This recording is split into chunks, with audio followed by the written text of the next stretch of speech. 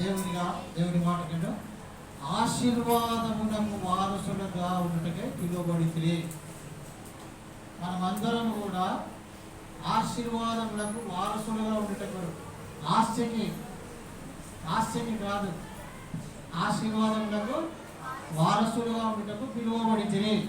ఈరోజు మనము చదువుకుంటున్నమాట ఆశీర్వాదములకు వారసులు ఉండటకే పిలువబడితే.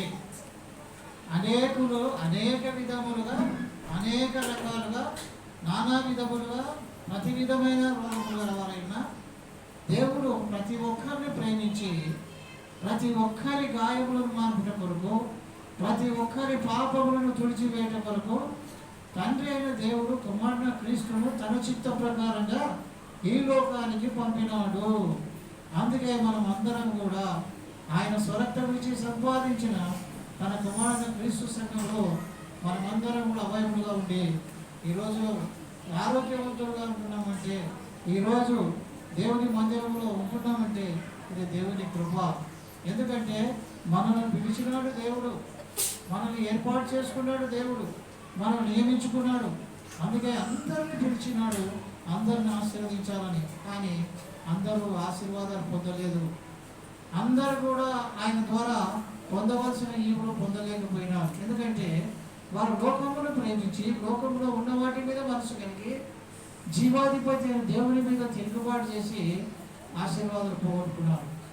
మనమైతే ఆశీర్వాదాలు ఇచ్చుటకు ఆశీర్వాదకరమైన దేవుడు, శాశ్వతకాలంగా మనల్ని ప్రేమించే దేవుడు మనల్ని ప్రేమించి మనకు ఆశీర్వాదం ఇవ్వాలని పిలిచినప్పుడు ఆ పిలుపునందుకు మనం ఆయన దగ్గరికి వచ్చినాం. ఈరోజు చదువుకునేటువంటి మాట ఇప్పుడు మొదటి పేజీలో ఇప్పుడు చదివినారు కదా, 11వ వచనం చెప్పమా. మీరు ఆశీర్వాదములకు వారసులవుటకు మీరు పిలువబడితే అని చెప్పి చూడండి. ఆశీర్వాదములకు వారసులవుటకు అబ్బా పేతురు అంటున్నాడు, హే మీరెవరో కాదు ఎందుకో కాదు రా నాయన, ఏం పొందడానికి ఆశీర్వాదం అంటే ఎప్పుడు నెమ్మదిగాను సుఖముగాను సంతోషముగా సుఖమందు దుఃఖమందు ఆరోగ్యమందు వేదనందు కూడా వదిలిపెట్టకుండా దేవుని అందుకొని జీవించడం ఆశీర్వాదం. భర్త భార్యకు భార్య భర్తకు అంతవరకు నడవడమే ఆశీర్వాదం. అందుకొరకే ఎవరైతే ఆయన ద్వారా పిలువబడినారో వారందరూ కూడా ఆశీర్వాదాలు పొందకూడదని అంతవరకు సహించినారు. అందుకే తుదకు మీరందరూ ఏక మనసు గల వారైన పైవచనం చూస్తే స్త్రీ పురుషులకు చెప్తున్నాడు ఇక్కడ. తుదకు మీరందరూ ఏక మనస్కులై ఒకరి సుఖ దుఃఖములయందు ఒకరు పాలుపడి అంటే భార్యకు భర్త, భర్త భార్యకు ఒకరి సుఖ దుఃఖములయందు ఒకరు పాలుపడి సహోదర ప్రేమ గలవారును అన్నదమ్ముల అక్క చెల్లెళ్ళ ప్రేమ గలవారై కరుణా చిత్తులునై వినయ మనస్కులునై యుండుడి. ఆశీర్వాదమునకు వారసులవుటకై మీరు పిలువబడితిరి కనుక పిలువబడిన మనమందరం కూడా క్రీస్తువారుగా క్రైస్తవులుగా మనం ఏం చేయాలంట? మనకు ఒక ఆజ్ఞేస్తున్నాడు. ఏమంటే కీడుకు ప్రతి కీడు అయినను దూషణకు ప్రతి దూషణను చేయకుండా దీవించండి. అమ్మా మిమ్మల్ని ఎవరైనా దూషిస్తే, మీకు ఎవరైనా కీడు చేస్తే, మీకు ఎవరైనా దురాలోచన చేసి నువ్వు పాడలేదనుకుంటే వాడు చేసినట్లే నేను చేస్తానని చెప్పి అనుకోవద్దు. కీడుకు ప్రతి కీడైనను దూషణకు ప్రతి దూషణను చేయకుండా దీవించండి. దావీదు మహారాజును దేవుడు వారి అధికారులను తప్పించినప్పుడు ఆయన తిరిగి ఇంటికి పోతప్పుడు ఆయనను ఒక ఆయన తిట్టినాడు, దూషించినాడు. నోటితో మాట్లాడకుండా దుమ్మెత్తి పోసినాడు కదా, దుమ్మెత్తి పోసినాడు. చీపో అన్నాడు అని చెప్పించుంటే ఆయన దగ్గర ఉన్న వాళ్ళందరూ కూడా ఏమన్నారు? వీడు పనికి మానవాడు, ఇంత మంచి మనిషిని నిన్ను ద్వేషించి దూషించి అపహాస్యం చేస్తున్నాడు, మర్చేస్తున్నాడు, నువ్వు సెలవు ఇస్తే నేను వాడిని కొట్టేస్తాను అని చెప్పంటే, రే దేవుడే వాడిని దీవించమని చెప్పినాడు, శపించమని చెప్పినాడు. వాడు శపిస్తున్నాడంటే అది నాకు మేలే. వాడు శపించడానికి కారణం కూడా ఉంది కదా, వాడిని శపించని వాడిని ఏం చేయొద్దు. మనల్ని ఎవరైనా తిట్టేటప్పుడు మనం మౌనంగా ఉంటే మన ప్రక్కన ఉన్న వాళ్ళే మనకు సహాయం చేస్తారు. అందుకే కీడుకు ప్రతి కీడైనను దూషణకు ప్రతి దూషణైనను చేయకుండా దీవించండి. ఎందుకంటే దేవుడు మనం ముందుగానే ఏర్పాటు చేస్తున్నాడు, దేవుడు మనల్ని ముందుగానే పిలిచినాడు, దేవుడు మనం ముందుగానే నిర్ణయించుకున్నాడు అని రోమపత్రిక 8వ అధ్యాయంలో మనకు సెలవిస్తున్నాడు 30 వచ్చిన భాగంలో. ఎంత మంచి మూడు చెప్తుందండి. దుఃఖంలో పాల్పంచుకునే వారిగా ఉండాలా, మనం ఆశీర్వాదంలో వారసులకై పిలువబడిన వారం కాబట్టి ఒకరిని ఒకరు దూషించకుండా చీడుకు ప్రతికీడు చేయక వారు దీవించేవారుగా ఉంటే మనం నిర్ణయించబడిన వారిని. వారిని మనం ఆశీర్వాదం కోరి వారికి కూడా ప్రార్థన చేస్తే మనము అన్ని విషయంలో గొప్పవారమే. అందువరకే 8వ అధ్యాయం 30 వచ్చిన భాగం చూద్దాం. మరియు ఎవరిని ముందుగా నిర్ణయించెను, అందరు కాదు, ఎవరైతే రావాలనుకుంటారో వాళ్ళందరూ ముందుగా వస్తారంట. ముందుగా రావాలని అనుకునే వాళ్ళు, ముందుగా వచ్చిన వాళ్ళంతా ఎవరి వాళ్ళు? దేవుని వారుగా ఉంటారంటారు. ముందుగా సినిమా ట్యాక్స్కి వెళ్ళాలనుకునేవాడు ముందుగా పోతాడా, ఇంటి దగ్గర పోతాడా? చెప్పండి మీరే. ప్రవళిక పల్లవి ఎప్పుడు పోతారు వాళ్ళు? ముందుగానే లాస్ట్గా. చూడండి చదవమై ఉంటాడు.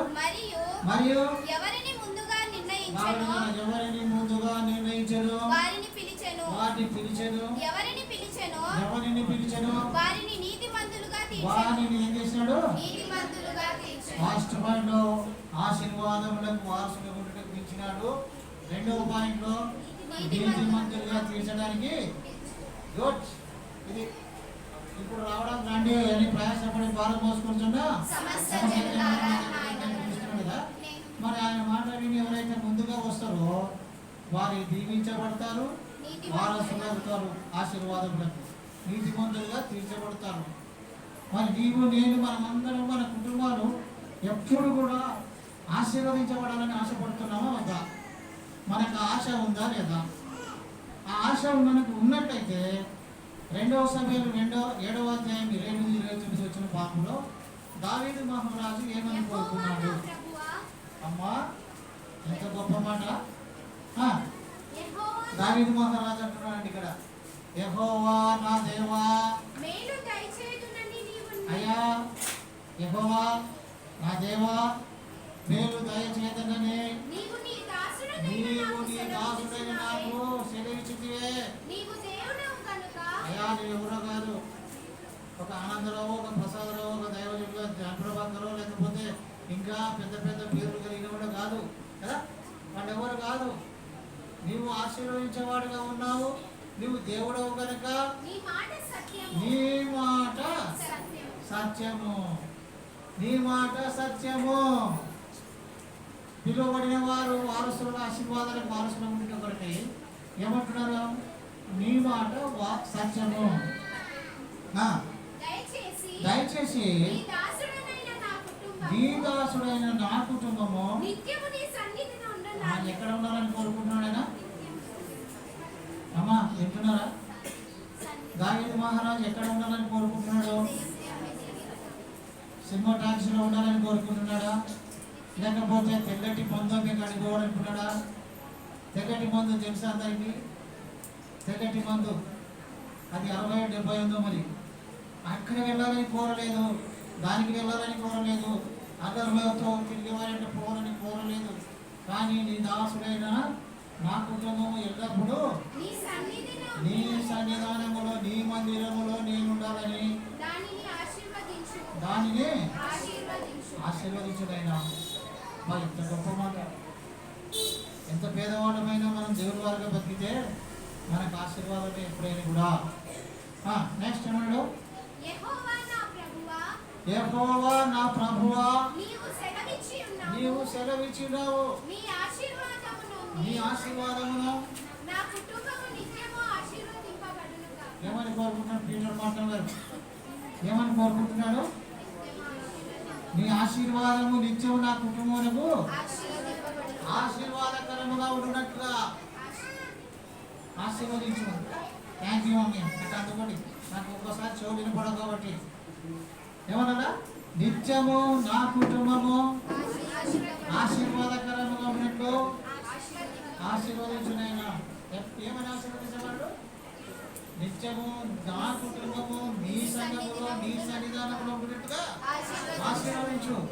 ఈ ఆశీర్వాదములకు, ఐశ్వర్యములకు, సమస్త ఘనతలకు, నీతికి కారణభూతుడైన దేవుడు మనకు దేవుడు అయింది, మనను అంతవరకు మరణం వరకు నడిపించేవాడుగా ఉన్నాడు. అందుకే నీ సన్నిధానంలో నేను కాలం గడుపుటకు నాకు ఆశీర్వదించు, నా కుటుంబము ఆశీర్వదించు. నేను ఈరోజు చెప్పబోయే ప్రతి మాట ఏమంటే, ఆశీర్వాదములకు వారసులు ఒకటే మనకు పిలిచినాడు. ఆయన పిలుపునందుకు ఆయన దగ్గరికి వచ్చే వారందరూ కూడా అన్ని విషయంలో వారిని కాపాడేవాడుగా ఉంటాడు. అందుకొరకే ఆ కుటుంబము నిత్యము ఆశీర్వాదకరముగా ఉంటుంది. నెక్స్ట్ కీర్తన గ్రంథం 5వ అధ్యాయము 11వ వచన భాగంలో దేవుడు ఎవరిని కాపాడుతున్నాడు, ఎవరిని రక్షిస్తున్నాడు, ఎవరితో కూడా నడుస్తున్నాడు అని మనం చూస్తాం. ఎంత మంచి మాట. నిన్ను ఆశ్రయించు వారందరూ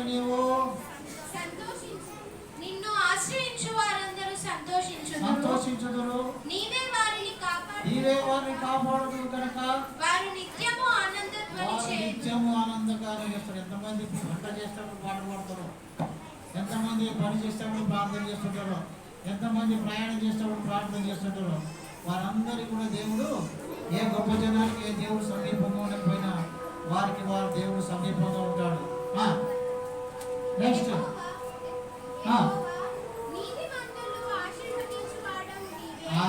ఎవరిని ఆశీర్వదిస్తాడమ్మా? ఇప్పుడు అందరినీ పీటర్ మార్తమ్మ గారు చెప్పినట్టుగా జిమ్మోజస్ మార్తమ్మ గారు చెప్తారు. ఇప్పుడు ఏమని చెప్తాడు? ఎవరిని ఆశీర్వదిస్తారు? నీతిమంతులను. ఇంత గొప్ప మాటలు వస్తానికి నిజంగా నాకు చాలా సంతోషం అనిపిస్తుంది. నీవు నీతిమంతులను ఆశీర్వదించువాడవు. ఆశీర్వదించి ఏం చేస్తున్నాడంటే దేవుడు, ఏడేముతో నువ్వు కప్పినట్టు, ఏడెముతో కప్పినట్టు నీవు వారిని దయతో కప్పెదవు. ఏమి దయ? దినములు, వారములు, మాసములు, సంవత్సర కాలం సమస్తము ఆయన స్వాధీనంలో ఉన్న వాటిని తన పిల్లలైన వారికి ఆశీర్వాదములకు వారసులు ఉండటం పిలువబడిన వారికి ఇస్తాడు. ఆ ఇచ్చే దినం ఏదైందంటే 60వ కీర్తన 11వ వచనంలో సెలవుస్తాడు. నీతిమంతులను ఆశీర్వదించబడవు. నువ్వు దయతో వారిని కప్పెదవు, చేయడంతో కప్పెదవు. వారు ఎల్లప్పుడూ నిన్ను స్తుతించి గానం చేస్తాడు. 45:11 దయ. సంవత్సరములు నీ దయా కిరీటముగా.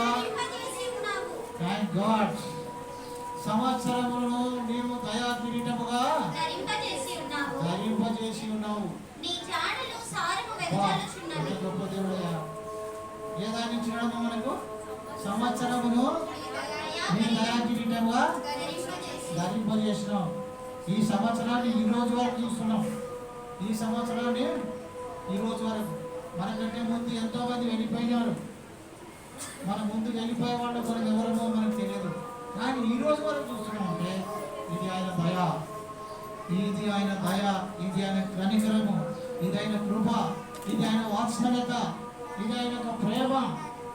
అందుకే నీ దయతో నువ్వని కప్పెదవని. మన 5:11 చదవమ్మా. 5:11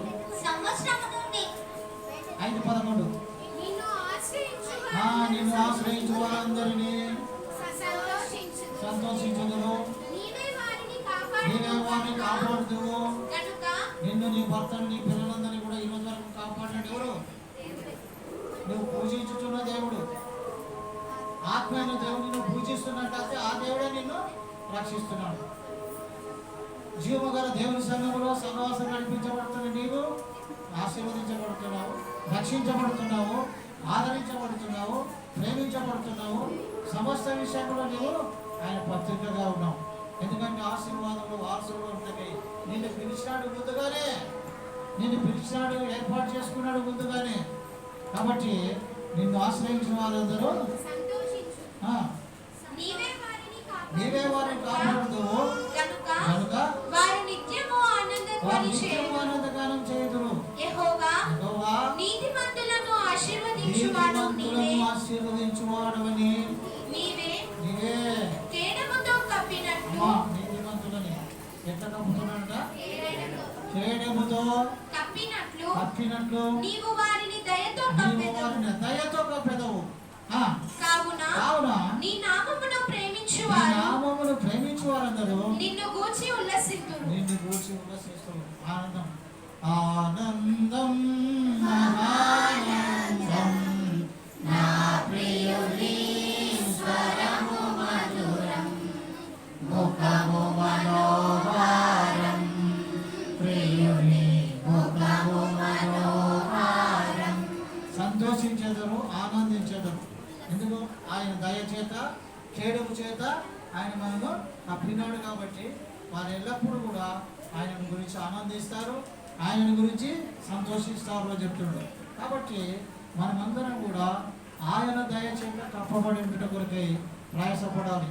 నరులైన వారి ఎదుట, గొప్పవారి ఎదుట వారి లెక్కన నీడను ఉండి వారిని ఆశ్రయించి దేవుని సమయాన్ని పోగొట్టుకునే దానికన్నా, దేవుడిచ్చే ఆశీర్వాదాన్ని పోగొట్టుకునే దానికన్నా దేవుని నీడను ఆశ్రయించి దేవుని సన్నిధానంలో కాలం గడపాలని దావీదు మహారాజు ఏ విధంగా ఆశపడ్డాడో, నీ మన అందరి కుటుంబాలు కూడా ఆశతో ఆయన దగ్గరికి వస్తే కేడముతో ఆయన మనము కప్పేవాడుగా ఉంటాడు, దయచేత మనం నడిపించేవాడుగా ఉంటున్నాడు. అందుకొరకే ప్రతి ఒక్కొక్కరు కూడా ఈ సమయాన్ని మనము ప్రభువునందు ఆశీర్వాదాలు పొందగోరి ఆయన సమూహంలో గడపాలని వచ్చేవారిని, వచ్చుతున్న వారిని, వచ్చిన వారిని కూడా ఆయన ఆశీర్వదిస్తాడు. కానీ ఏర్పాటు చేయబడిన వారుగా ఆశీర్వాదాలకు వారసులు పిలువబడిన వారుగా ఉన్న వారికే ప్రత్యేకమైనటువంటివి ఉన్నాయి. అందుకొరకే దేవుని మాటలు ఏమిటంటే ఈ ఆశీర్వాదం ఎట్లా వస్తుంది అంటే ఎంత మంచి మాట. సామెతల గ్రంథం 10వ అధ్యాయము 22వ వచనం. అదే నీతిమంతులని ఆశంటే అందరికి ఆశీర్వాదం. యెహోవా ఆశీర్వాదము ఏమా ఏమిస్తుందమ్మా? ఏమిస్తుందట? యెహోవా ఆశీర్వాదము ఏమిస్తుంది? ఐశ్వర్యము అంటే వెండి బంగారు వజ్రమైనడా?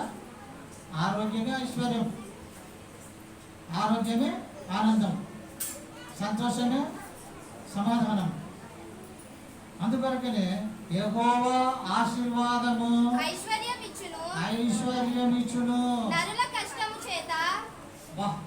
యెహోవా ఆశీర్వాదము ఐశ్వర్యమిచ్చును. నరుల కష్టము చేత దేవునికి దూరంగా ఉండి మీరు ఎంత కష్టపడినా అది ఆశీర్వాదం ఉండదు. జ్ఞాపకం పెట్టుకో అంటున్నాడు. నాకు దూరంగా ఉండి నువ్వు ఎంత గొప్ప కార్యం చేసినా, నా యొక్క సంఘక్షేమాభివృద్ధి కొరకు నువ్వు తోడ్పాటు చేయకపోతే, నా సన్నిధానంలో కనపడను నాశించకపోతే, నీ ప్రయాసంతా కూడా నీవే కాదు ఇంకా ఎవరు చేసినా కూడా అది కష్టార్జితం ఆశీర్వదించకూడదు. ఆ కష్టార్జితం అంతా కూడా ఎక్కడ పోతుంది? ఆశీర్వదించబడకపోతే అగ్రహంలో చెప్తాడు, చిరిగిపోయిన సంచిలో పడేసినట్టుట. ఎంత గొప్ప మాట అండి. మన కష్టార్జితము వలన ఆశీర్వాదం ఎక్కువ అవుతుంది అనుకుంటాం. దేవుడికి దూరంగా ఏమో నువ్వు ప్రార్థనకు రావడం లేదు అని ఎవరైనా పిలిస్తే ఏం లేదు సార్ చాలా పనులు ఉన్నాయి మాకు, ఆదివారమే పడతాయి. మంచిదే, ఆదివారం పడుతుంది. ఆదివారం అయిన తర్వాత ఒక గంట సేపు వచ్చి కూర్చోండి అంటే మా బంధువులు వచ్చినారు సార్, సంతోషం పొందినప్పుడు వస్తాను. నేనే చదవ ఏమంటాడు?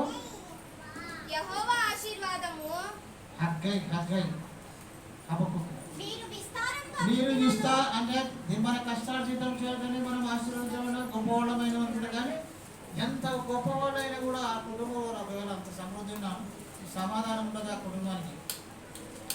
ఇది ఒకటి జ్ఞాపకం పెట్టుకోండి.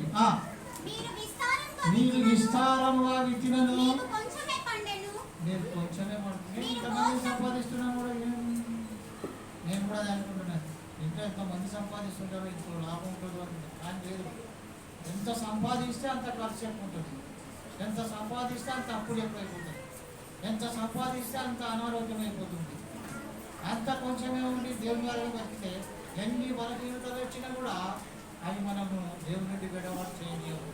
అందుకే మీరు విస్తారముగా విత్తుడను కొంచెమే పండెను. మీరు భోజనం చేస్తున్నారు, భోజనం చికెన్ 65 తినావా, రోజు తిన్నావో ఇంకా ఏం తిన్నావో ఎంత తృప్తిగా ఉందో భలే బాగుంది అనుకుంటున్నావు, కానీ నీకు తృప్తిగా ఉండదు. ఒకవేళ ఆ రోజంతా తృప్తికరమైన భోజనం చేసినా మరుసటి రోజు నీవు ఏం భోజనం చేయలేవు. అబ్బో కడుపు పనిచేసలేదు అనుకుంటారు. ఇక అంటే ఆ దినమంతా తింటాడు, మరుసటి రోజు 3 రోజులు ఉపవాసం ఉండాల్సి వస్తుంది. కాదు, ఆ కష్టార్జితము నీకు నాకు మనం తినే భోజనం మనకు తృప్తిగా ఉండాలంటే మనం ఏం చేయాలా? ఆదివారం దినాన్ని పోగొట్టుకోవాలా, లాస్ట్కి అయినా రావాలి కదా. పిలువబడిన వారిగా ఉన్నప్పుడు ఆశీర్వాదంలో వారసులుగా ఉండాలనుకున్నప్పుడు మనం మొదటిగానే ఆయన దగ్గరికి వచ్చి ఆయన తేజో మహిమనించే స్థలాన్ని వెతికేవారు ఉండాలి, ఆయన నీతి న్యాయ రాజ్యమును వెతికేవారుగా ఉండాలి. అప్పుడు నిన్ను నీ పిల్లల కనుక ఆశీర్వదిస్తాడు. కానీ నువ్వు విస్తారంగా తినను, దివారాత్రంలో కష్టపడి చెమటవచ్చి ఆహారం సంపాదించినను అది నువ్వు తినలేవు. ఓకే, పానము చేయుచున్నను దాహము తీరక ఉన్నది, బట్టలు కప్పుకొనుచున్నను బట్టలు కప్పుకొనుచున్నను చలి ఆగకున్నది. పనివారు కష్టము చేసి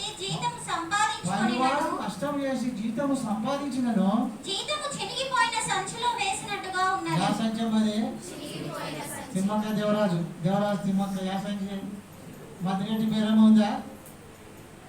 ఏ సంచిలోమా? మంచి సంచా? నిజంగా మంచి సంచులలో మంచిగా వేయాల.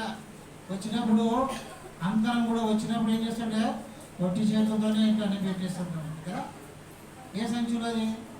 దేవుని సముఖం మీ దగ్గరికి వచ్చినప్పుడు మీ హృదయపూర్వకంగా నిండు చేతులతో ఒట్టి చేతులతో అంత వారం నుంచి వారం వరకు సంపాదించిన దేవుని కొరకు ఏం ఇస్తున్నారు? రోజు ఒట్టి చేతులతో ఎంతో అంత అన్నట్టు పడేస్తుంటారు. అది తప్పు.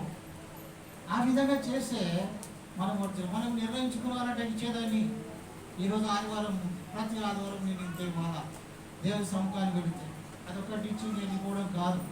నీ సంపాదన, నీ కష్టార్జితము, నీ పిల్లలు అన్ని విషయాలలో వర్ధిల్లాలి. నిత్యము వెదజల్లబడిన పరిమళ వాసనగా ఉండాలంటే చిరిగిపోయిన సంచిలో వేసినట్టు ఉండకూడదు. అది మంచి సంచిలో నీ దగ్గరికి వచ్చే సంచిలో వేయాలంట. చదవమని ఉంటాడు. నీ సంపాదన పనివారు కష్టము చేసి జీతము సంపాదించుకొనినను జీతం వస్తుంది. ఎంత జీతం వస్తుంది కానీ అంత అయిపోతుంది. జీతము చినిగిపోయిన సంచిలో వేసినట్టుగా ఏమైపోయింది? చినిగిపోయిన సంచిలో వేసినట్టుగా ఉంటుందంట. కాగా రంధ్రాలు పడినటువంటి మట్టి కుండలో పోస్తే నీళ్ళు ఏమైపోతాయి? నిలబడవు. చిరిగిపోయిన సంచులు వేస్తే నిలబడవు. కాబట్టి మనం అందరం కూడా మన కష్టార్జితం ప్రభువులో ఆశీర్వదించబడాలా. అది నిలువకరమైనదిగా దీవించబడినదిగా ఉండాలంటే ఆశీర్వాదములకు, ఐశ్వర్యములకు, సమస్త ధన ఘనతలకు కారణభూతుడైన దేవుడు నేను వారసులుగా ఉండాలని నన్ను పిలిచినాడు. నేను వెళ్ళాలా ఆదివారం దినమున నేను ప్రభు సముఖంలో ఆయన సన్నిధానంలో గడపాలా. నాకు ఇచ్చిన ఆశీర్వాదాలన్నింటి బట్టి ఆయన ప్రజల ఎదుట కృతజ్ఞతాస్తుతులు బ్రొక్కుబడులు చెల్లించాలా అని ఆశతో మనం అందేపిస్తే నీ సంచి, నీ పిండి పిసుకు తొట్టి, నీ గంప, నీ బొడ్డి అన్నీ ఆశీర్వదించబడతాయి. ద్వితీయోపదేశకాండం 22వ అధ్యాయం చూద్దాం. అమ్మా, వచ్చిన ప్రతి వారు కూడా దేవుని వాక్యాన్ని శ్రద్ధగా వింటే అది నిన్ను ఐశ్వర్యవంతులుగా చేస్తుంది. విన్న దానిని విడిచిపెట్టి వెళ్ళిపోతే నీకు సంచులో వేసినట్టే ఉంటుంది. ఎంతమందిని సంపాదించినా కూడా అంతే ఉంది. మాకు మీరు ఒకరిద్దరు సంపాదిస్తున్న ఆడికే ఉన్నారు, నేను ఇంతమంది సంపాదించిన ఆడికే ఉన్నారు. అందుకొరకే దేవుడు సెలవిస్తున్నాడు. చదవమా. నీవు నీ దేవుడైన యెహోవా మాట శ్రద్ధగా విని. 28వ అధ్యాయం. ఓకే, నీవు నీ దేవుడైన యెహోవా మాట శ్రద్ధగా విని నేను నీకు ఆజ్ఞాపించుచున్నా. అమ్మా బాగా వినాలా. నేను నీకు ఆజ్ఞాపించుచున్నా. ఆయన ఆజ్ఞలన్నిటిని అనుసరించి నడుచుకొని నీ దేవుడైన యెహోవా భూమి మీద ఉన్న సమస్త జనముల కంటే నిన్ను హెచ్చించును. నిన్ను హెచ్చిస్తాడు,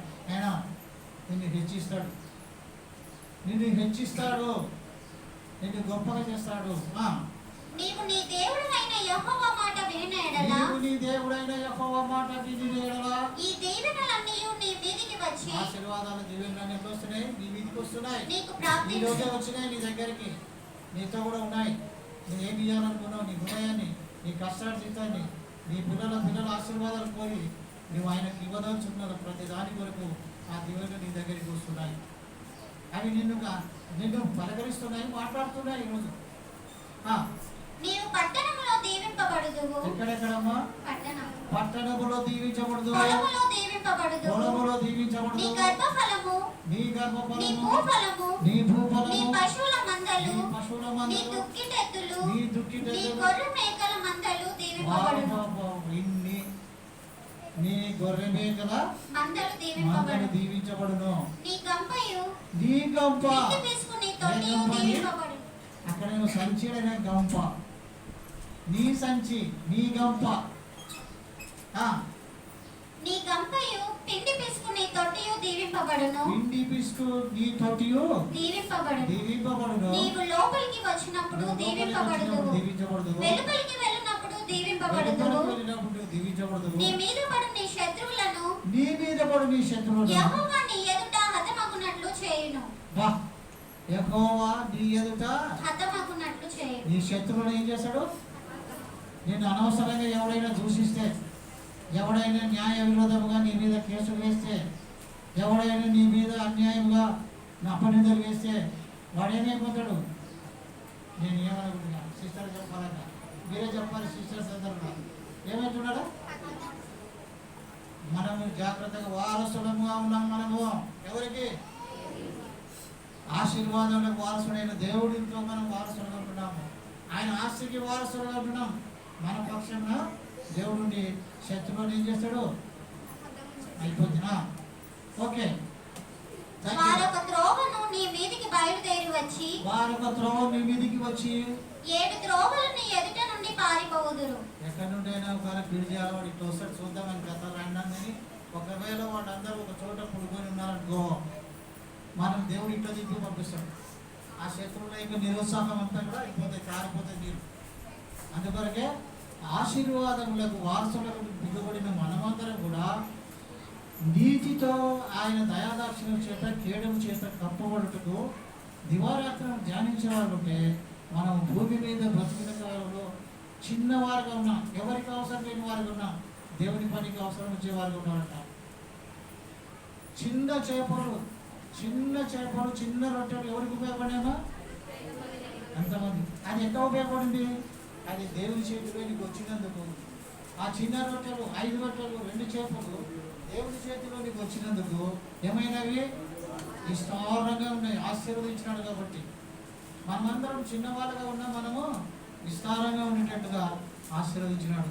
అందుకొరకే ప్రతి ఒక్కరు కూడా నాటి నుండి నేటి వరకు 1983వ సంవత్సరం నుంచి ఈ రోజు వరకు కూడా దేవుని పిల్లలైన మీరందరూ కూడా, ఆయన పత్రికలుగా ఉన్న మీరందరూ కూడా బ్రతికిన వారికి, సచ్చిన వారికి పత్రికలుగా ఉన్నారు. మీరు బలహీనులై, వ్యాధిగ్రస్తులై హాస్పిటల్ ఉన్న వారికి ఆదరించేటువంటి పత్రికలు మీరైనారు. కాబట్టి మీ నీతికి తగినట్టుగా మిమ్మల్ని, మీ పిల్లలను నేను ఆశీర్వదిస్తున్నాము. మిమ్మల్ని, మీ పిల్లలందరినీ ఆశీర్వదిస్తా. అంటే నువ్వు చేసినాను తర్వాత 3వ తరం, 4వ తరం, అన్ని తరాలు కూడా నువ్వు చూడడానికి ఇస్తున్నాడు. అందుకొరకే దేవుడు సెలవిస్తున్నాడమ్మా. అబ్రహామును దేవుడు ప్రేమించి ఆశీర్వదించినాడు. ఎట్లా ఆశీర్వదించినాడు? చాలా గొప్పగా ఆశీర్వదించినాడు. తన శత్రువులు తన ఎదుట నిలబడకుండా పారిపోయేటట్లుగా అబ్రహామును ఆశీర్వదించినాడు. ఆదికాండం 14వ అధ్యాయంలో సెలవిస్తున్నాడు అన్నమాట. ఆదికాండము 14వ అధ్యాయము 18వ వచనం నుండి చదవా.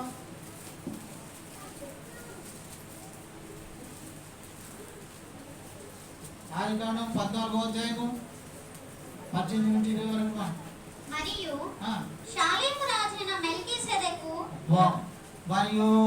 షాలేము రాజైన మెల్కీసెదెకు రొట్టెను ద్రాక్షారసమును తీసుకొని వచ్చెను. ఎవరి దగ్గరికి? చూడండి, షాలేము రాజైన మెల్కీసెదెకు రొట్టెను ద్రాక్షారసమును తీసుకొని వచ్చెను.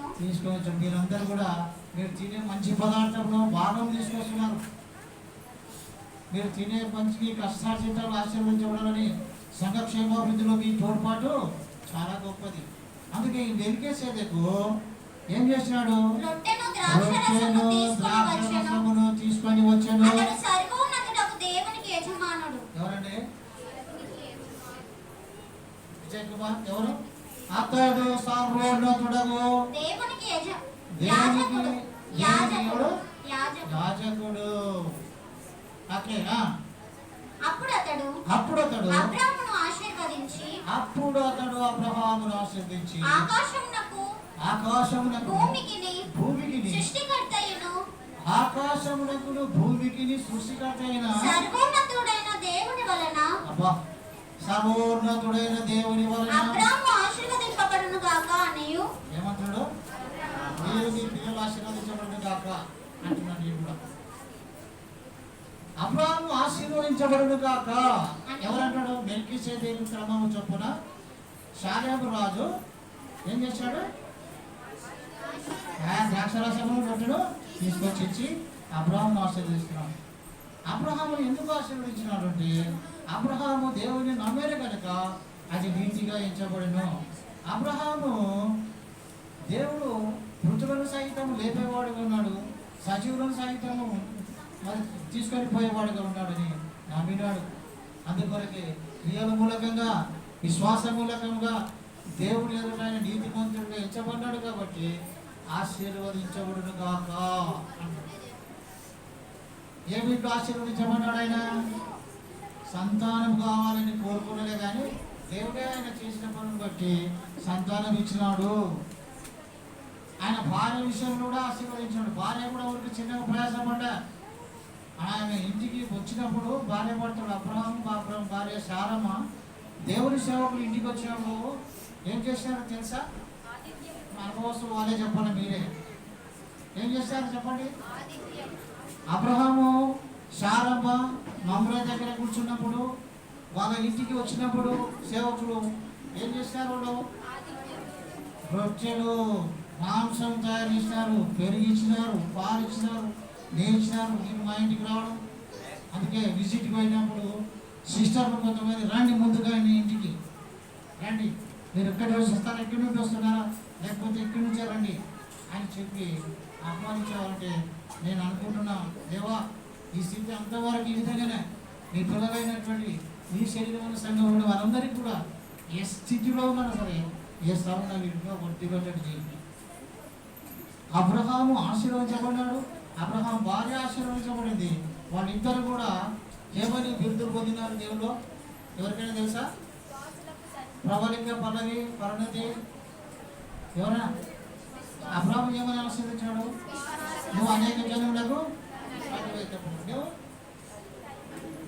జీవం గల ప్రతివానికి తల్లిడు ఆశీర్వదించిన అట్లా ఆ ఇంటికి వచ్చినటువంటి సేవకుల విషయంలో కూడా ఆశీర్వాదాలు పొందగోరి దేవుని పేరిట చేర్చుకోవాలండి. కనీసం అంటే మన కుటుంబాలను మనం పెట్టకపోయినా మనకు సేవకులు మన దగ్గరికి వచ్చినప్పుడు సంఘంలో సహవాసం నడిపించబడుతున్న మనం ఇంటికి వచ్చి నీళ్లు తాగండి, ఇంటికి వచ్చి భోజనం చేయండి, ఇంటికి వచ్చి పరిచయం చేయించుకోండి.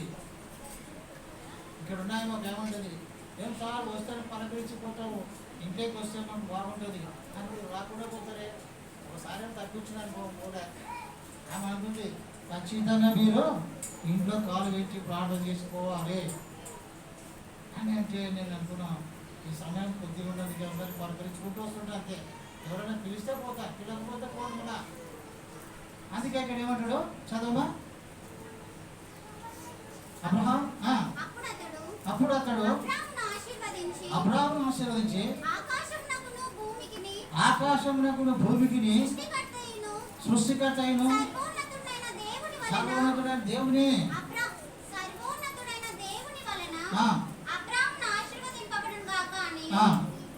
నీ శత్రువులు నీ చేతికి అప్పగించుచున్నాడు. సర్వోన్నతుడగు దేవుడు స్తుతింపబడును గాక అని చెప్పాను. అప్పుడు అతడు ఏమి ఇచ్చినామా?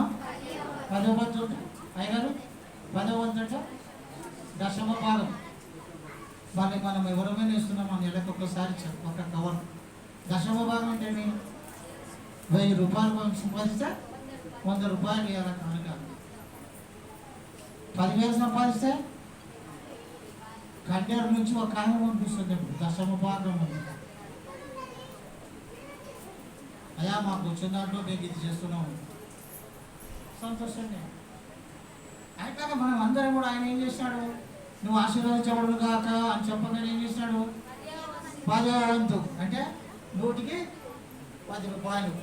కానీ ఇది ధర్మశాస్త్రం ప్రకారంగా మన నేను వల్ల వేరే వాక్యంలో ధర్మశాస్త్రం ప్రకారంగా చెప్తున్నా. కృత నిబంధన ప్రకారం అయితే వర్ధిల్లుగా కొలది ఇవ్వండి, విస్తారంగా ఇవ్వండి, మీ దాతృత్వం ఎంత విస్తరించాలో దాని ప్రకారం ఇవ్వండి. అది ఇచ్చేదైనా కూడా మీ మనపూర్వకంగా మీరు తినే మంచి పదార్థాలను భాగమిస్తున్నారు కాబట్టి మీరు వర్ధిల్లుతున్నారు. పో అన్ని విషయాల్లో మీరు వర్ధిల్లుతున్నారు. అమ్మా ఎవరికైనా అందకపోతే అందించుకోండి ఆశీర్వాదాలు అని చెప్పి చెప్పుతున్నాడు దేవుడు. అందుకే ఆయన అంటున్నాడు, ఆశీర్వాదంలో అబ్రహాం పొందినవాడుగా అనేక మందికి తండ్రి, తర్వాత జీవం గల ప్రతివానికి తల్లి అవ్వ, ఈమె అనేకులకు తల్లి అవుదు అన్నాడు. ఇది ఎంత మంచి మాట కదా. కాబట్టి మనం అందరం కూడా ఇవాళ దేవుని మాటగా మనం బ్రతికిన దినంలో ఆదికాండం 24వ అధ్యాయం 1వ వచనంలో అబ్రహాముకు ఎంత వయసు ఉన్నప్పుడు అబ్రహాము బహుకాలము గడిచిన వృద్ధుడై ఉండెను. అంత దేవుని నమ్మిన వాడుగా ఉన్నా ఎప్పుడు కూడా పరిచయం చేయడం, ఆతిథ్యం ఇష్టం, సత్కారం చేయడం, ముందుకు సాగుతున్న కుటుంబం కాకుండా ఆ కుటుంబం ఏం చేసింది, ఇప్పుడు బహుకాలము గడిచిన వృద్ధుడై ఉండెను. అన్ని విషయములలోను యెహోవా అబ్రహామును ఆశీర్వదించెను. అబ్రహామా ఎవరు లేరు. అబ్రహాము ఆ కాలంలో తిమోతి అంటే ఏం సవాలంటున్నాడు ఎవరికైనా అంటే వీళ్ళు ఎవరు లేనప్పుడు అబ్రహామా ఇదిగో నేను ఆశీర్వదిస్తున్నాను. ఎంత గొప్ప మాట అండి, ఎంత ఆనందము. వారసులము మనము, దేవుని వారసులము, దేవుని పరిచారకులము, దేవుని యొక్క యుగ నిర్వాహకులము. మనమందరం కూడా ఆయన వారుగా ఉండి ఆయన ఆరాధిస్తూ ప్రయాసపడితే మన ఆశీర్వాదం మనకు తప్పిపోదు, ఎవరు కూడా తీసేయలేరు. అందుకొరకే దేవుని మాట, అబ్రహాము బహుకాలము గడిచిన వృద్ధుడైనప్పుడు అన్ని విషయములలో యెహోవా అబ్రహామును ఆశీర్వదించెను. Thank God. అబ్రహాము కుమారుడైన ఇసాకును కూడా దేవుడు ఆశీర్వదించినాడా లేదా? ఎట్లాగా ఆశీర్వదించాడంటే తండ్రి కంటే ఎక్కువగా ఆశీర్వదించాడు. అమ్మా వాళ్ళ నాయన కంటే ఎక్కువగా ఆశీర్వదించాడు. అబ్రహాము కంటే కొడుకుని ఎక్కువగా ఆశీర్వదించాడు. ఎప్పుడు ఆశీర్వదించబడ్డాడు కొడుకు అంటే తండ్రి చనిపోయిన తర్వాత ఆశీర్వదించబడ్డాడు. ఎంత మంచి మాట. తండ్రి చనిపోయిన తర్వాత కుమారుడైన ఇసాకు తండ్రి కంటే ఎక్కువగా ఆశీర్వదించబడ్డాడు. అంటే అబ్రహాము ఏ విధంగా ఉన్నాడో అబ్రహాం కంటే ఇసాకు ఎక్కువైన వాడికి ఉన్నాడు, ఇసాకు కంటే యాకోబు ఎక్కువైన వాడికి ఉన్నాడు. వీళ్ళందరి సంతానమే ఈరోజు ఇశ్రాయేలు వంశము, యూదా వంశము అని చెప్పి పిలువబడుతున్నారు. కాబట్టి ప్రియమైన వాళ్ళరా, ఈ అబ్రహాముకు ఎన్ని సంవత్సరాల వయసులో చనిపోయినాడు? ఇంత మంచి వయసు ఉన్నాడు. అబ్రహాము ఎన్ని సంవత్సరాల కాలం చనిపోయినాడే? 175 సంవత్సరాలు బ్రతికినాడండి. 175 సంవత్సరాలు బ్రతికి దేవుని పేరున ఆశీర్వదించబడి తన పితరుల దగ్గరికి వెళ్ళిపోయినాడు. మనం కూడా ఈ లోకయాత్రను ముగించకపోవడమే, కనిపించని స్థలానికి పోకపోవడమే, భూమి మీద బ్రతికిన కాలంలో మనను ఆశీర్వాదకరంగా ఉండటమే పిలిచిన దేవుడు, నమ్మదగిన దేవుడు. కాబట్టి ఆయన పిల్లలుగా మనం బ్రతకాలి అని చెప్పి ఆశీర్వాదాలు పొందగోరి దివారాత్రమైన ధ్యానించాలి. చూడండి ద్వితీయోపదేశకాండం, ఇప్పుడు ఇవన్నీ ఉన్నాయి కదా. ద్వితీయోపదేశకాండంలో 2వ అధ్యాయము 7వ వచనము, నీ చేతుల పనులన్నిటిలోనూ దేవుని దాసులారా నా ప్రియమైనటువంటి నా సహోదరులారా ఇదిగో నేను చెప్తున్నా, మీ చేతి పనులు ఏమైనా ఉంటే కూడా మీరు ఎవరెవరు ఏ పనులు చేస్తున్నారో ఆ పనులన్నిటిని కూడా దేవుడు ఆశీర్వదిస్తున్నాడు. నీ చేతి పనులన్నిటిలోనూ నీ దేవుడైన యెహోవా నిన్ను ఆశీర్వదించెను. నిన్ను అంటే పాస్ట్ టెన్స్ ప్రెజెంట్ టెన్స్. అది ఆశీర్వదించానంటే ఏమన్నారు? పాస్ట్ టెన్స్ కదా, జరిగిపోయింది. ఆశీర్వదం అంటే ఆశీర్వదించినాడబ్బా నిన్ను అంటే జరిగిపోయింది. నీ దేవుడైన యెహోవా నిన్ను ఆశీర్వదించాడు. పాస్ట్ టెన్స్ ఉంది, ప్రెజెంట్ టెన్స్ కాదు కదా.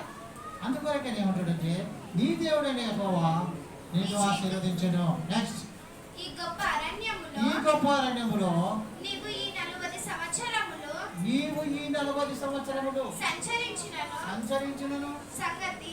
చూడండి ఎన్ని సంవత్సరాలమ్మా? 40 సంవత్సరాలు. 1983లో సంఘం స్థాపించబడింది. ఇప్పుడు 80 నుంచే కానీ 83లో స్థిరంగా ఉన్నాం. అయితే ఎన్ని సంవత్సరాలు అయింది?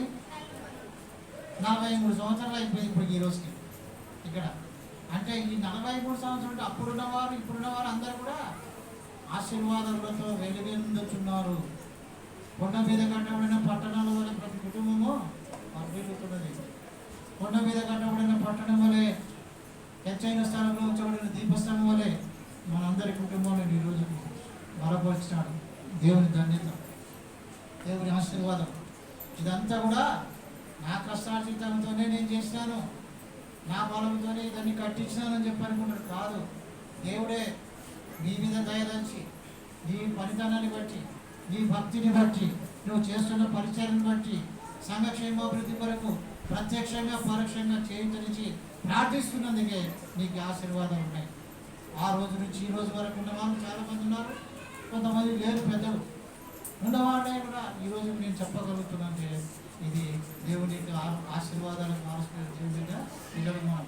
అందుకొరకే దేవుడు సెలవిస్తున్నాడు కీర్తన గ్రంథంలో మన పనులు చదవ 45 సంవత్సరాలు ఈ గొప్ప అరణ్యంలో నీవు ఈ 40 సంవత్సరములు సంచరించిన సంగతి ఆయన ఎరుగును. నీ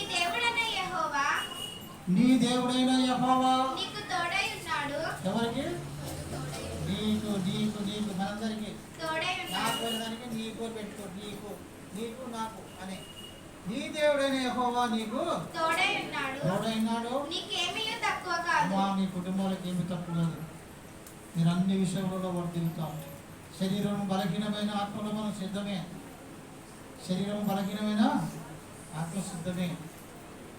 మీరు భయపడొద్దండి, మీకు అన్ని వసతులు నేను ఇచ్చినాను. మీరు నన్ను ధ్యానించండి సార్, నన్ను ప్రార్థన చేయండి, సంఘక్షేమాభివృద్ధికి తోడ్పడండి, పని చేయండి, అభివృద్ధిపరచండి అని చెప్పేసి చెప్తున్నాను. ఓకే, ఇప్పుడు ఈ విధంగా ఆశీర్వదించబడిన వారి సంతానం ఏమవుతుంది ఇదొకటి చూసుకొని ముగిద్దాం. ఇంకా అయిపోయిన దగ్గరికి వచ్చింది. కీర్తన గ్రంథం 37వ అధ్యాయము 22వ వచనము. యెహోవా ఆశీర్వాదము నొందినవారు ఏమంటాడు? యెహోవా ఆశీర్వాదము నొందినవారు యెహోవా ఆశీర్వాదము నొందినవాడు భూమిని స్వతంత్రించుకొందురు. అది ఏం చేసుకుంటారు? భూమిని స్వతంత్రించుకుంటారంట. ఎవరమ్మా వీడు? యెహోవా ఆశీర్వాదంలో వారసులుగా ఉంటే మీరు తెలిసిన దేవుని పిల్లలు భూమిని స్వతంత్రించుకుంటున్నారు. యెహోవా మరొకసారి చదవమ్మా. యెహోవా ఆశీర్వాదము నొందినవారు యెహోవా ఆశీర్వాదము నొందినవారు భూమిని స్వతంత్రించుకొందురు. ఆయన శపించిన వారు, ఆయన ఎవరైతే శపిస్తాడో ఆయన ద్వారా ఎవరైతే శాపం పొందుతారో వారు నిర్మూలమగుదురు.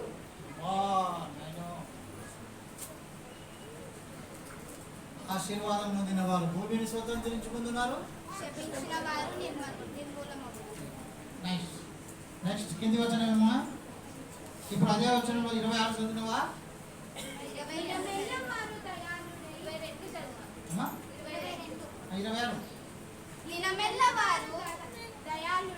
ఎవరు ఆశీర్వాదంలో వారసులుగా పిలువబడిన వారు ఏం చేస్తారట? దినమెల్లా వారు ఏమవుతారమ్మా? దయాళుడు, దయాహృదయం కలిగిన వారు. ఇప్పుడు అందరూ చూస్తే నాకు చాలా సంతోషం. నిజంగా ఇంత దయార్థ హృదయం ఉండేవారు ఉన్నారు. వీళ్ళు ఇంత ఆనందంతో, ఇంత సమస్యలు, ఇంత సంతోషంగా ప్రభు పనిలో ఎంతో ఆసక్తి కలిగి సత్యమైన దట్టిని నడుము కట్టుకొని సమాధానంతో నడిచేవారు. దేవుని పనిలో ముందుకు సాగుతున్న మనం అందరం కూడా ఏమవుతున్నామంట? దయాళుడు. దినమెల్ల వారు దయాళులై అప్పు ఇచ్చుచుందురు. అప్పు ఇవ్వండి కానీ అప్పు ఇప్పించొద్దండి. అప్పు ఇవ్వండి, అప్పులు ఇప్పియొద్దండి ఎవరికి. అప్పు ఏం చేస్తుంది? ముప్పు చేస్తుంది. అప్పు బంధుత్వాన్ని బాంధవ్యాన్ని దూరం చేస్తుంది. అప్పు ఇవ్వండి మీ చేతలు అయితే, వాళ్ళు ఇస్తారో ఇవ్వరో తెలియదు, కానీ నీకు మనసు ఉంటే అప్పు ఇయ్యి. నీ దగ్గర పెట్టుకోవద్దు.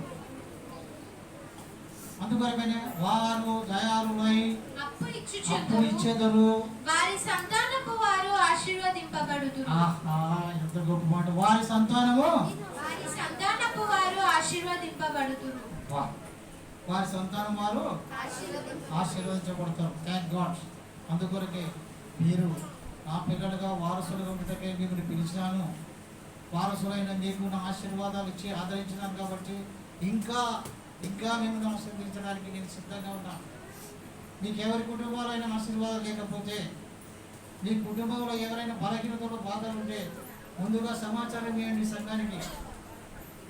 మరి నిజంగా ఈరోజు మనమందరం కూడా ఎవరింట్లో ఏ బాధ ఉన్నా ఒకరికొకరు చెప్పుకొని ప్రార్థన చేయమని కోరేవారుగా ఉంటే మన సంతతి ఎట్లా ఉంటుందంటో చూద్దాం. ఇప్పుడు చూసి దేవుడు నిశ్చయంగా ఇప్పటివరకు ఇదే కాదు, ఇంకా ఆశీర్వదిస్తాడు. ఎబ్రీ పత్రిక 6వ అధ్యాయము 14వ వచన భాగం చదువుకుందాం. 13-14. తన తోడు అని ప్రమాణం 13-14 దేవుడు అబ్రాహామునకు వాగ్దానము చేసినప్పుడు, వాగ్దానం చేసినాడు దేవుడు, నీకు ఆశీర్వదిస్తాడు కదా, అట్లా ఆశీర్వదించాడు. దేవుడు అబ్రహామునకు వాగ్దానము చేసినప్పుడు తనకంటే ఏ గొప్ప వాని తోడు అని ప్రమాణము చేయలేదు. నాకంటే ఇంకా గొప్పవాడు ఎవరు లేరా, అందరూ నిన్నే ఆశీర్వదించాడు. దేవుడు అబ్రహామును ఆశీర్వదించినప్పుడు తనకంటే గొప్పవాని కంటే ఏ గొప్ప వాని తోడు అని ప్రమాణము చేయలేకపోయాను కనుక తన తోడు అని ప్రమాణము చేసి, తోడు నీకు ఖచ్చితంగా ఏం చేస్తా? ప్రమాణం చేస్తున్నాను. నా తోడు నీకు ప్రమాణం చేస్తాను. నా తోడు నీతో ఉంటా. నా తోడు నా అమ్మ తోడు, మా నాయన తోడు అంటారు కదా, అంటే ఏమన్నా ప్రమాణం. ఎంతవరకు ప్రమాణము? మధ్యలో వెళ్ళిపెట్టిపోవాలనే కాదు. ఏ పనైనా చేపడితే దాన్ని అంతవరకు కొనసాగించేటువంటి భక్తిగల స్త్రీలుగా, భక్తిగల పురుషులుగా, భక్తిగల యవనస్తులుగా ఉండి పనిచేస్తే దేవుడు ఈ విధంగా ఆశీర్వదిస్తాడు. చదమ్మా. తన తోడు అని ప్రమాణము చేసి, నిశ్చయముగా నేను నిన్ను ఆశీర్వదింతును, నిశ్చయముగా నేను నిన్ను ఆశీర్వదింతును. Thank God. నిశ్చయముగా నేను నిన్ను ఆశీర్వదించును, నిశ్చయముగా నిన్ను విస్తరింపజేయుదును, నిశ్చయముగా నేను నిన్ను విస్తరింపజేసేదను. ఏమేం చేశాడు? నిశ్చయంగా ఆశీర్వదిస్తున్నాడు, నిశ్చయంగా విస్తరింపజేస్తాడు. నిన్ను నీ పిల్లలను దీవించి విస్తరింపజేస్తాను అని చెప్పాడు. మరి ఆ దేవుని పిల్లలుగా ఉన్న మనమందరం కూడా మన బ్రతుకు దినంలో నీవు పడిపోకుండా జాగ్రత్తగా బ్రతకాలంటే ఆయన బోధ, ఆయన కుమారుల క్రీస్తు సంఘ బోధ, ఇతర బోధలు కాదు. ఏ బోధ అయినా ఒకటే. మాటికి వింటున్నా కూడా పడిపోయేవారు ఉంటే ఎవరు పట్టుకోలేదు. వింటున్న మనమందరం పడిపోకుండా జాగ్రత్తగా బ్రతికి దేవుడు ఇంతకంటే ఆశీర్వాదంతో నిశ్చయముగాను నిన్ను ఆశీర్వదిస్తాడు, నిశ్చయముగా విస్తరింపజేస్తాడు. Thank God. దేవుడు మిమ్మల్ని మీ కుటుంబంలోనూ సమస్త దేవునితో నింపి ఆదరించును గాక. ఆమేన్.